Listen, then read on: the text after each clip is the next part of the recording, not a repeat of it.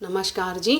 मैं आज आपको होली अष्टमी होली माता के व्रत का महत्व बता रही हूँ और विधि विधान जो भी जैसे भी व्रत करते हैं वो बता रही हूँ और उद्यापन विधि भी बता रही हूँ। आप सुने। कार्तिक मास में कृष्ण पक्ष की अष्टमी को पुत्रवती स्त्रियाँ जिनके पुत्र हो निर्जल व्रत रखती हैं। सुबह जल्दी उठ के निर्जल व्रत रखती हैं, पानी भी नहीं पीती। फिर संध्या के समय दीवार पर 8 कोनों वाली एक पुतली अंकित करते हैं, उसमें रंग भरा जाता है। आजकल बनी बनाई मिल जाती हैं। उसके पास पट्टा बिछाओ, पट्टे पे वस्त्र बिछाओ, उस पे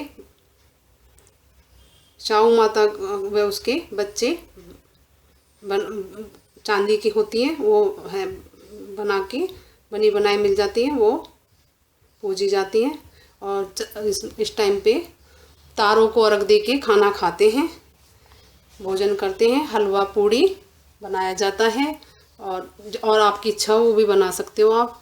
और ये इसका व्रत का ये है, बच्चों के लिए किया जाता है। बच्चों की उम्र बढ़े, उनकी जो तरक्की हो बच्चों की, इसका महत्व ये है कि बच्चों के लिए होता है। ये बच्चों की तरक्की के लिए है। जैसे करवा चौथ वाला पति के लिए होता है, ये बच्चों के लिए बहुत ज़्यादा है कि बच्चों के लिए ही होता है ये वाला। कृष्ण अष्टमी का सप्तमी को भी कर लेते हैं कई। मेहंदी लगाएं जिस दिन वार हो उस दिन वार को, और पूरा 16 श्रृंगार करें। तारे निकलने के बाद अब अर्घ भी दें, तारों को दें और कहानी सुने। कहानी सुनते समय एक पट्टे पर जल का लोटा रखें और जैसे करवा होता है मिट्टी का, वैसे करवा चौथ वाला वैसे आप करवा रखते हैं, उसमें वैसे ही गेहूं के दाने भर के और उसमें टिक्की लगाते हैं और उसमें ऊपर हलवा पूड़ी रखते हैं कटोरी में, या उसके जो ऊपर कच्ची पाली होती है उसमें हलवा पूड़ी, और उससे जिमाया जाता है माता को। और चांदी की होई होती है, उसमें आप जैसे शादी आपके 2 बच्चे हैं तो वो एक बच्चे के 2 मोती डलेंगे, और 2 बच्चे तो 4 मोती होगा, और एक आपकी शादी का होता है। इस प्रकार से 6 मोती हो गए।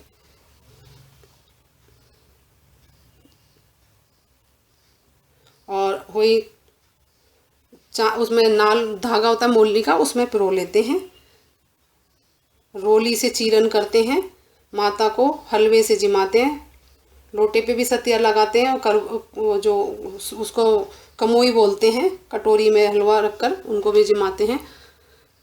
बायना भी निकालते हैं, सासू माँ का देते हैं। 7 दाने गेहूं के हाथ में लेकर कहानी सुनते हैं और चांदी की हुई गले में पहन लेते हैं कहानी सुनने के बाद।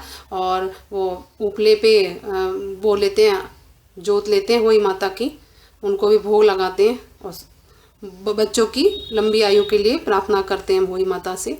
और बहुत पवित्रता से ये व्रत रखना है, इसमें पानी भी नहीं पीना है। सासू जी को पैर छू के बायना दे देते हैं और दिवाली पे या दिवाली के किसी भी अच्छे दिन निकाल कर रख देते हैं, जिससे जिसके बेटे हो और जिस बेटा का विवाह, बेटे का अगर शादी हो तब भी आप 2 मणिये 2 मोती डालोगे उसमें।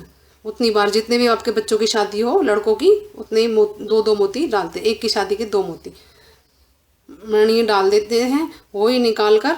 और जब आप निकालो तो गुड़ से जिमा दें। हम लोग तो दिवाली पे ही निकाल देते हैं और बाद में रख देते हैं उठा के। जल के छींटे भी दें। अगर उद्यापन करना हो, अगर किसी के बेटा हुआ हो और या बेटे का विवाह हुआ हो तो उद्यापन उजमन होता है। एक थाली में 7 जगह 4-4 पूड़ी लेकर थोड़ा सा हलवा रखकर ऊपर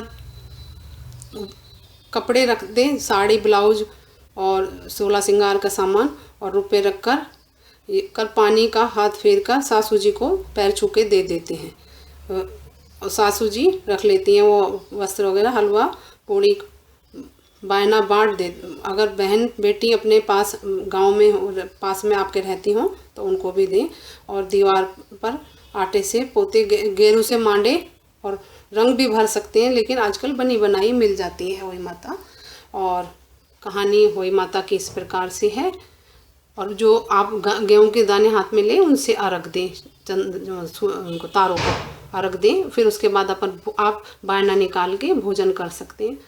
उनको विधि विधान से जिमाएं, उपले पे जिमाएं अच्छे से, फिर उनको बाद में आप पहन लें। ये इसका महत्व है, बच्चों के लिए होता है। ये विधि विधान हो गया, विधि विधान से करें। एक साहूकार था जिसके 7 बेटे 7 बहू और 1 बेटी थी। सब कोई मिट्टी लेने गई तो मिट्टी खोदते समय नंद के हाथों से शाहू का बच्चा मर गया। तब शाहू माता बोली कि मैं तो तेरे कोख बांधूंगी। तब नंद ने सब भाभियों को कहा कि मेरी बदले अपनी अपनी कोख बंधवा लो। तो 6 भाभियों ने तो मना कर दिया, परंतु छोटी भाभी ने सोचा अगर मैं नहीं कोख बंधवाऊंगी तो सासू जी नाराज हो जाएंगी, इसलिए उसने अपने कोख बंधवा ली। तब उसके बच्चे होता और होई सातक होई अष्टमी को दिन मर जाता। एक दिन पंडित बुलाकर पूछा कि क्या बात है जो मेरा बच्चा होई सातक के दिन मर जाता है। तब उसने कहा कि तू सुरही गाय की सेवा कर। सुरही गाय शाहू माता की सहेली है, वह तेरा कोख छुड़ा देगी, तब तेरा बच्चा जिएगा। वह सुबह जल्दी उठकर सुरही गाय का काम करके आती। गौ माता ने सोचा कि आजकल कौन सी सेवा कर रही है, कौन सी बहू, पहले तो कोई बहू ऐसे सेवा नहीं करती, अब कौन सी बहू, मेरी बहू तो काम करती ही हुई लड़ाई करती हैं। तो गौ माता ने सुबह उठकर देखा कि साहूकार के बेटे की बहू है जो सारा काम कर जाती है। गौ माता बोली तेरी क्या इच्छा है जो तू मेरा इतना काम करती है, मांग क्या मांगना चाहती है। तो साहूकार की बहू बोली मुझे वचन दो। गौ माता ने वचन दे दिया। तब वह बोली कि शाहू माता तुम्हारी सहेली है और शाहू माता ने मेरी कोख बांध रखी है। ये बोली साहूकार के बेटे की बहू, तुम मेरी कोख छुड़ा दो। तब गौ माता ने 7 समुद्र पार लेके गई, अपनी सहेली के पास जाने लगी लेके। तो रास्ते में धूप थी, वह एक पेड़ के नीचे बैठ गई। थोड़ी देर में एक सांप आया और पेड़ पर गरुड़ पंखनी का बच्चा था जिसको डसने लगा। तो साहूकार की बहू ने सांप को मारकर ढाल से नीचे ढक दिया और बच्चे को बचा लिया। गरुड़ पंखनी आई और साहूकार के बेटे की बहू को चोंच मारने लगी। तो वह बोली कि मैंने तो तेरे बच्चा नहीं मारा है, ये सांप तेरा बच्चा मार रहा था, मैंने तो बचाया है। तब गरुड़ पंखनी ने उन्हें अपनी पीठ पर बिठाया कर शाहू माता के पास पहुंचा दिया। शाहू माता बोली आओ बहन, बहुत दिनों में आई। और शाहू माता बोली कि मेरे तो सिर में बहुत जू पड़ गई हैं। फिर साहूकार की बहू ने उसकी सारी जू निकाल दी। तब शाहू माता बोली तूने मेरी बहुत भलाई कर दी, इसलिए मांग क्या मांगना चाहती है। तो साहूकार के बेटे की बहू बोली वचन दो। तो वचन ले लिया साहू माता से। फिर बोली मांग क्या तो इसलिए फिर साहू माता ने वचन दिया तेरे 7 बहू हो। तो बहू बोली कि मेरे तो एक भी बेटा नहीं है, 7 कहाँ से होंगे। तब साहू माता बोली क्यों नहीं है। तब वह बोली कि पहले तुम वचन दो। साहू माता ने कहा अगर मैं वचन से फिर जाऊं तो धोबी के घाट पर कांकरी हो जाऊं। तब साहूकार की बहू ने कहा मेरी कोख तो तुम्हारे पास ही बंधी पड़ी है।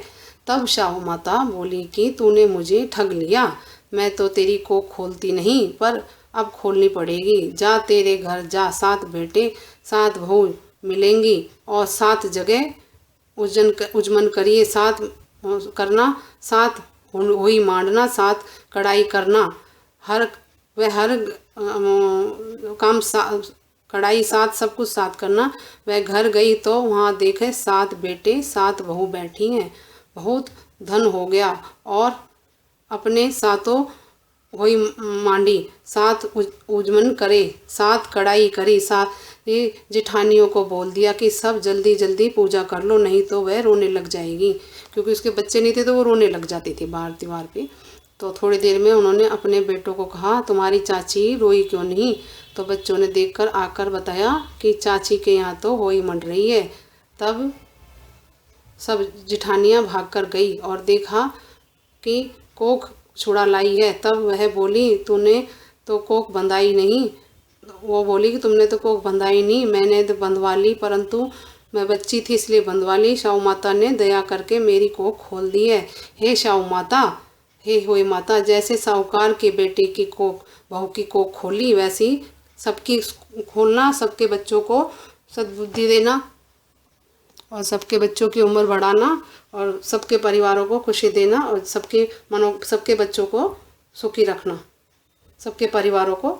इस तरीके से होली अष्टमी की कहानी सुने। मेरे चैनल को लाइक करें, सब्सक्राइब करें, शेयर करें।